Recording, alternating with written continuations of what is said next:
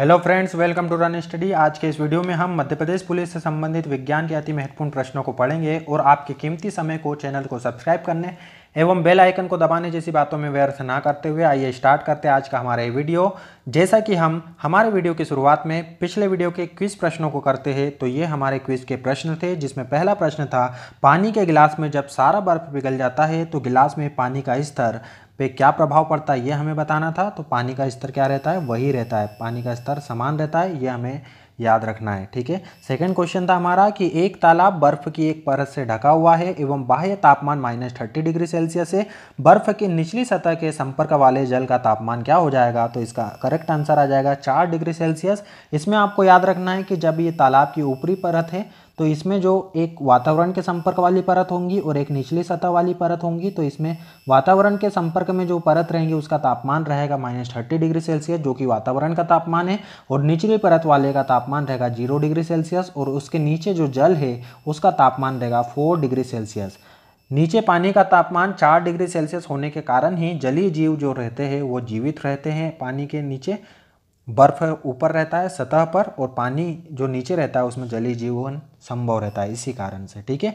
ये पहला क्वेश्चन है हमारे इस वीडियो का, जिसमें नीचे दिए गए प्रकारों में से एक कार्य श्वास नली में सी आकार वाले उपास्थि युक्त वलय द्वारा नहीं किया जाता, उसे हमें पहचानना है कि कौन सा काम सी आकार वाले उपास्थि युक्त वलय नहीं करते हैं। तो इसका करेक्ट आंसर आएगा कि यह O2 के अवशोषण में मदद करता है, तो ये गलत है। O2 के अवशोषण में सी आकार का उपास्थि युक्त वलय मदद नहीं करता है। ठीक है। तो ये याद रखना है कि सी शेप्ड कार्टिजियस रिंग जो रहता है ट्रेकिया का, वो क्या करता है, एब्जॉर्प्शन ऑफ O2 में हेल्प नहीं करता है। तो इसका करेक्ट आंसर रहेगा सेकंड वाला। ठीक है। अगले क्वेश्चन की तरफ बढ़ते हैं। निम्नलिखित में से कौन सा एक संपर्क बल है, कॉन्टैक्ट फोर्स का कौन सा एग्जाम्पल है। तो चारों ऑप्शन में से कॉन्टैक्ट फोर्स कौन सा होता है, फ्रिक्शनल फोर्स, घर्षी बल जो होता है वो हमारा संपर्क बल होता है। जैसे एक आदमी इस बॉक्स को धकेल रहा है तो ये जो निचली सतह पर जो बल लग रहा है संपर्क बल, उसको क्या बोला जाता है, फ्रिक्शन फोर्स बोला जाता है या घर्षण बल कहा जाता है। ठीक है। अगले क्वेश्चन की तरफ बढ़े कि जब एक दंड चुंबक को 2 बराबर भागों में काटा जाता है तो क्या होता है, यह हमें बताना है। तो हम जानते हैं कि एक चुंबक को जब 2 बराबर भागों में बांटा जाता है तो वह प्रत्येक भाग एक चुंबक बन जाता है। फिर भले ही उसके कितने भी भाग कर दिए जाए, प्रत्येक भाग एक चुंबक की भांति व्यवहार करेगा। तो इसका करेक्ट आंसर जो हो जाएगा फोर्थ वाला, कि प्रत्येक भाग एक चुंबक बन जाता है। ठीक है। डायग्राम से भी समझाया गया है कि एक चुंबक है, उसको 2 भागों में बांट दिया तो ये 2 चुंबक बन गए, फिर उनके भी 2-2 भाग कर दिए तो ये 4 चुंबक के बराबर हो जाता है। कितने भी पार्ट कर देंगे तो वो हर एक पार्ट एक चुंबक की भांति व्यवहार करेगा। तो इसका करेक्ट आंसर हो जाएगा फोर्थ वाला। अगले क्वेश्चन की तरफ बढ़ते हैं कि सौर सेल किसके बने होते हैं। ये आपको डायग्राम में दिख रहा है, जो ये सौर सेल प्लेटें हैं और ये किसकी बनी होती है, ये अर्धचालक की बनी होती है। अर्धचालक पदार्थ क्या होते हैं, ऐसे पदार्थ जिनकी चालकता चालक और कुचालक के बीच में होती है अर्धचालक पदार्थ कहलाते हैं। सिलिकॉन और जर्मेनियम 2 पदार्थ होते हैं जिनके अर्धचालक पदार्थ बनाए जाते हैं। ठीक है। अगले क्वेश्चन की तरफ बढ़े, किस प्रकार की पेशी लंबी गतिविधि के द्वारा थक जाती है। तो किस प्रकार की पेशी लंबी गतिविधि के द्वारा थक जाती है, तो इसका करेक्ट आंसर हो जाएगा धारीदार जो पेशी होती है वो लंबी गतिविधि के द्वारा थक जाती है ना। अगले क्वेश्चन की तरफ बढ़ते हैं। निम्नलिखित में से क्या अत्यधिक ठंड के विरुद्ध ध्रुवीय भालू को रोधन प्रदान करता है, कि क्या कारण है जिससे ध्रुवीय भालू जो होता है वो इतनी ठंड में भी जीवित रह सकता है। तो उसका कारण होता है वसा परत, फैट की जो लेयर होती है उसके ऊपर मोटी सी फैट की जो लेयर होती है, उसी कारण उसको इतने ठंड में भी वह रह सकता है। ठीक है। अगला क्वेश्चन है कि निम्नलिखित में से कौन सा एक ताप सुघट्य वस्तु है। थर्मोप्लास्टिक हमें बताना है। तो सबसे पहले ये समझ लो कि थर्मोप्लास्टिक या ताप सुघट्य क्या होता है। तापमान यदि हम बढ़ाते हैं किसी पदार्थ का तो वो क्या हो जाता है, वो नरम हो जाता है, और जैसे ही तापमान को कम किया जाता है ठंडा करने पर वह कड़क हो जाता है, ठोस हो जाता है। तो ऐसे पदार्थ को हम बोलते हैं ताप सुघट्य। ऐसा कौन सा पदार्थ होता है, ऐसा पदार्थ होता है पीवीसी। ये जो पीवीसी के पाइप दिख रहे हैं आपको, ये कैसे होते हैं, ताप सुघट्य होते हैं। ठीक है। तो इसका करेक्ट आंसर हो जाएगा पीवीसी। बाकी चीज़ों को भी जान लेते हैं, जैसे मेलामीन क्या होता है, मेलामीन जो होता है इसके ये बर्तन बनाए जाते हैं, ये भी प्लास्टिक का प्रकार है। दूसरा वल्कनित रबड़ क्या होता है, वल्कनित रबड़ ये टायर बनाए जाते हैं इसके। और बेकेलाइट क्या होता है, बेकेलाइट के ये ऐसे आभूषण बनाए जाते हैं। तो आपको याद रखना है कि ये सब चीज़ें क्या होती है। ठीक है, अगले क्वेश्चन की तरफ बढ़े यदि हम, तो बड़े बांध के निर्माण का विरोध क्यों किया जाता है, उसका क्या कारण है। सिर्फ पर्यावरणीय कारण, सिर्फ आर्थिक कारण, सिर्फ सामाजिक कारण, तो सब की सब आएगा इसमें। उपयुक्त सभी प्रकार के कारण होते हैं जिससे बड़े बांधों का निर्माण करने के लिए उसका विरोध किया जाता है। ठीक है, अब आपको ये बताना है, ये फोटो जो है ये फोटो है सबसे हाईएस्ट बांध की, सबसे ऊंचे बांध की। तो ये बताना है आपको कि सबसे ऊंचा बांध भारत का कौन सा है, किस नदी पे बना है। ठीक है, आप कमेंट करके जरूर बताएं।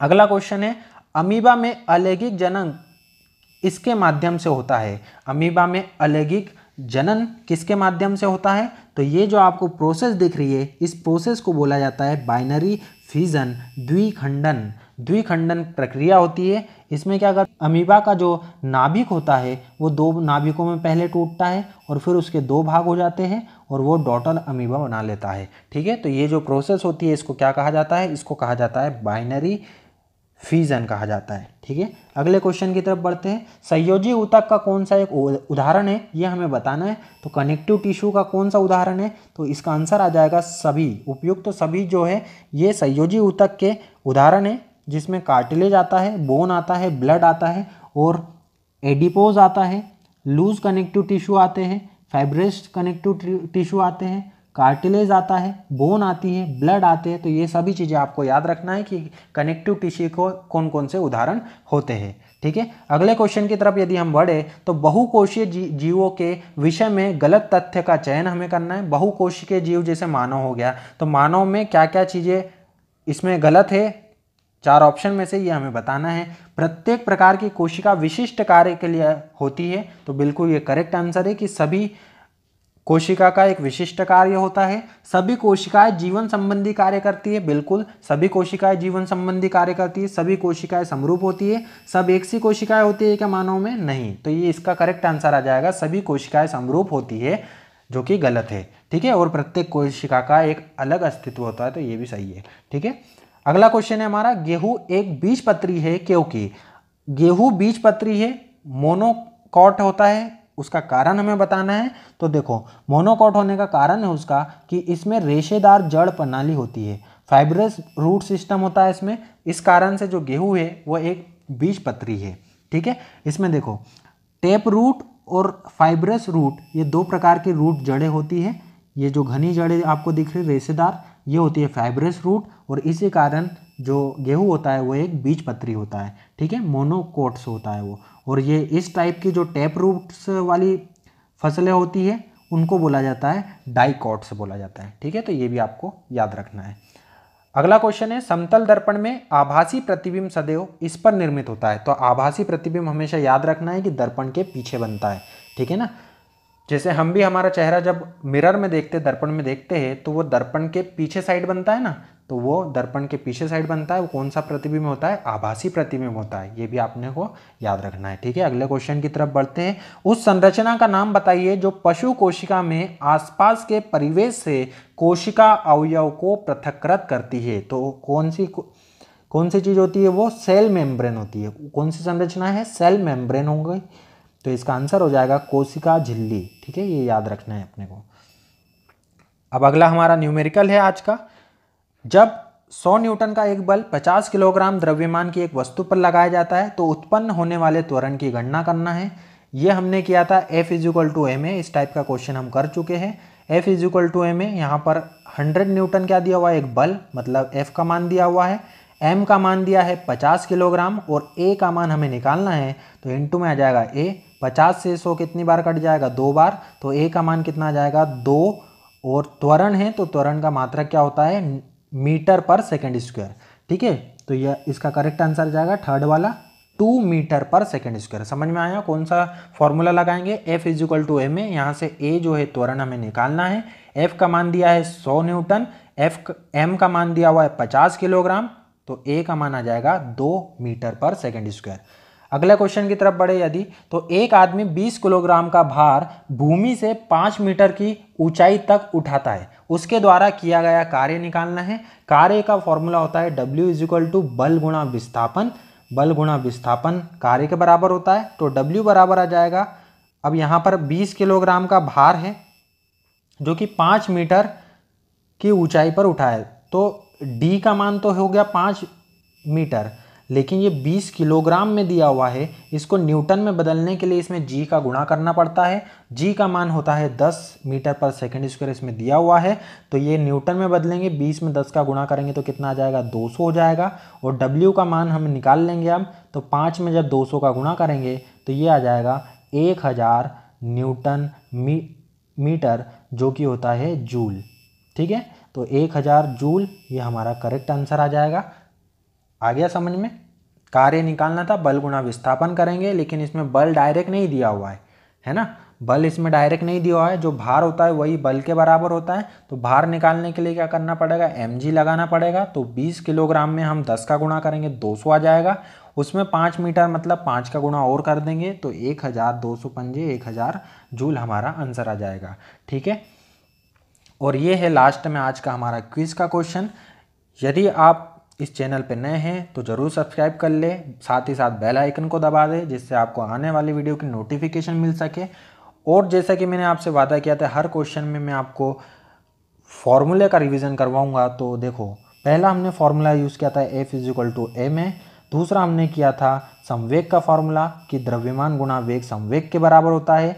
फिर हमने किया था गतिज ऊर्जा काइनेटिक एनर्जी का फॉर्मूला 12 mv² के बराबर होता है। फिर उसके बाद हम गए थे स्थितिज ऊर्जा पर, पोटेंशियल एनर्जी mgh के बराबर होता है। फिर हमने लास्ट में किया था कार्य, जो कि होता है बल गुणा विस्थापन। ये अभी तक हम 5 फॉर्मूलों का यूज़ कर चुके हैं, तो इस पर बेस्ड हमने क्वेश्चन भी करे हुए हैं। इसका रिवीजन हर वीडियो में हम करेंगे, तो जिससे आपको ये कंठस्थ हो जाएंगे, एकदम याद हो जाएगी, ये मेरी गारंटी है।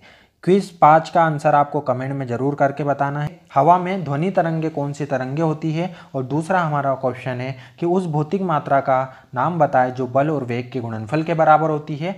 तो ये आपको कमेंट में क्विज के आंसर जरूर बताना है। ठीक है, तो ये था आपका आज का वीडियो। उम्मीद करता हूँ कि ये वीडियो आपको पसंद आया होगा। ठीक है, मिलते हैं अगले वीडियो में, तब तक के लिए good bye and thank you.